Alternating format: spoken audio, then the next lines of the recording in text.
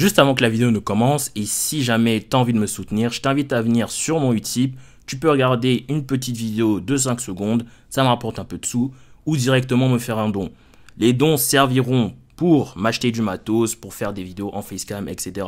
Rejoins-moi aussi sur mon Instagram, je poste un autre type de contenu. Sur ce, je t'embête pas plus, je te laisse avec la vidéo. Bonne vidéo. Scorpion no Karudia. Chevalier d'or du Scorpion dans le manga Saint Seiya The Lost Canvas. Il est dans cette série considéré comme le prédécesseur du Milo du Scorpion. Mais même si je n'ai pas le moyen de faire une vidéo sur lui aussi complète que celle que j'ai faite sur Shaka ou Shun, la vie de Cardia mérite qu'on s'y attarde un minimum. Et d'autant plus qu'on ne l'a pas vraiment vu dans l'anime de The Lost Canvas, j'espère faire découvrir la passion de ce chevalier à certains d'entre vous. Comme je l'ai dit, Cardia est le chevalier d'or du Scorpion dans Saint Seiya The Lost Canvas. Dans le Saint Seiya The Lost Canvas anecdote épilogue Cardia Gaiden, on apprend que Cardia, étant plus jeune, fut atteint d'une maladie touchant son cœur. Cette maladie faisait anormalement brûler son cœur, ce qui avait pour conséquence de le consumer. Il fut placé dans un hôpital où il apprit qu'il ne lui restait qu'un an à vivre.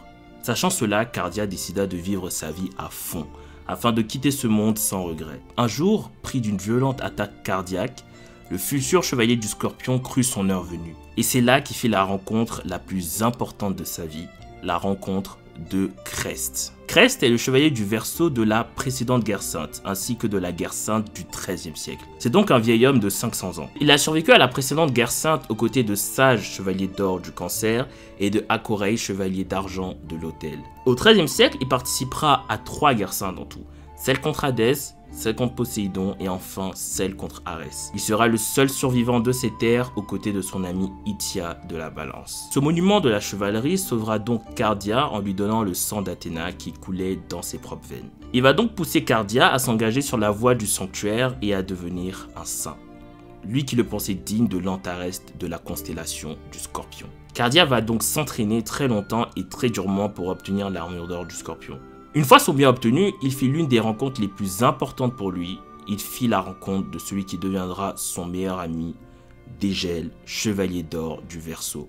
Dégel est l'élève de Crest qui a sauvé la vie à Cardia quelques années plus tôt. Il fut mandaté par Sage, le grand pape de l'époque, pour soigner Cardia. Comme je l'ai dit tout à l'heure, la maladie de Cardia liée à son cœur faisait que celui-ci avait tendance à s'enflammer. Dégel étant un chevalier des glaces et surtout étant le plus puissant des chevaliers de ce type, il essaiera, à l'aide de son cosmos, naturellement, de baisser la température du cœur du chevalier du Scorpion. Et c'est ainsi que naquit une très grande amitié entre le Scorpion et le Verseau.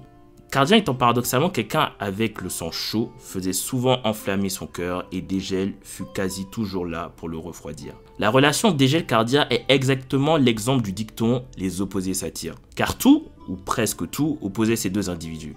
L'un téméraire, violent, voire même un peu sadique, et l'autre à l'image des chevaliers du Verseau, très calme, élégant et possédant un sang-froid glacial à toute épreuve. La force de The Lost Canvas par rapport à l'œuvre originale pour moi, c'est le background donné au Gold Saint. Là où on en savait quand même assez peu sur la relation Milo et Camus, on comprend très bien la relation Cardia-Dégel. Attention, hein, c'est absolument pas une critique envers l'œuvre originale. Ce constat est normal vu que l'histoire de Kurumada se concentrait davantage sur les frères chevaliers de bronze que sur les chevaliers d'or. 5 ans avant la guerre sainte, Cardia fit la rencontre de la réincarnation d'Athéna, Sacha, tout juste arrivée d'Italie. Étant agacé par le manque de confiance en elle et le caractère de la jeune fille, et surtout ne sachant pas la véritable identité de la personne se trouvant devant lui, Cardia l'emmena dans l'un de ses voyages. Arrivé à destination, Sacha et Cardia fit la rencontre d'un groupe ayant de mauvaises intentions, les Jaguars. Groupe criminel que Cardia mit facilement en déroute d'ailleurs. Mais un petit peu plus tard, Cardia fit la rencontre de Eswada, le chef des Jaguars. Eswada ou Heshwada, je sais plus trop comment on prononce, souhaite sacrifier le cœur embrasé de Cardia. Pour ce faire, il injectera une griffe dans le corps du chevalier d'or. Griffe qui aura pour conséquence de remonter jusqu'à son cœur et finira par le tuer dans les 2 jours qui suivent normalement. Cardia n'était pas le genre à se laisser faire, retourna au bar où se trouvaient ses agresseurs. Fidèle à lui-même, il foulut un énorme saccage jusqu'à s'acharner plus qu'il ne le faut sur ses ennemis. Sacha, qui est la réincarnation d'Athéna, horrifié à la vue de ce triste spectacle, s'interposa devant son sein. L'un des ennemis en profita pour enlever devant les yeux d'un Cardia impuissant, puisque affaibli par la blessure infligée par Eswada quelque temps plus tôt. À son réveil, il se rua pour sauver celle qui ne sait pas encore être sa déesse. S'ensuit donc un combat acharné contre Eswada, remporté durement par le Scorpion qui était à ce moment-là affaibli.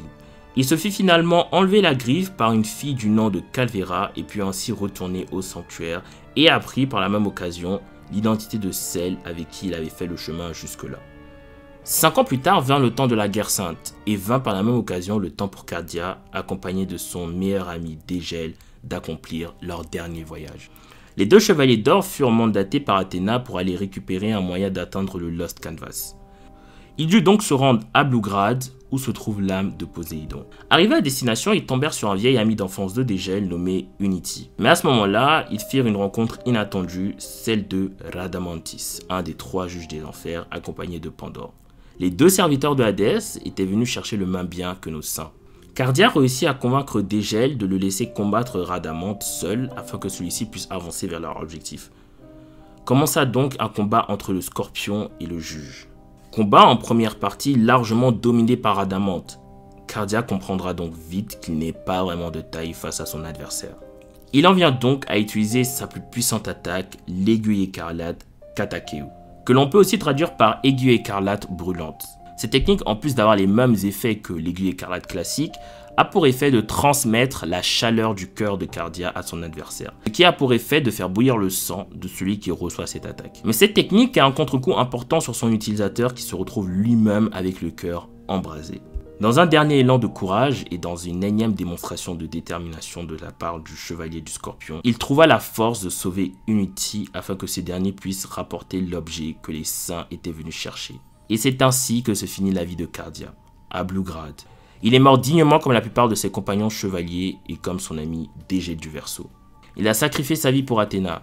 Lui qui aurait dû mourir il y a déjà des années a pu vivre grâce au sang de sa déesse. Il n'y a rien de plus normal qui s'éteigne pour le bien de cette même déesse. Voici donc l'histoire de Cardia, un chevalier au sang chaud, tantôt sadique, tantôt protecteur.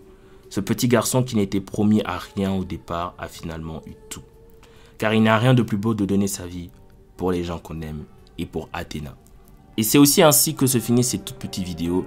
Si elle t'a plu, laisse un like, c'était Hero et lâchez rien.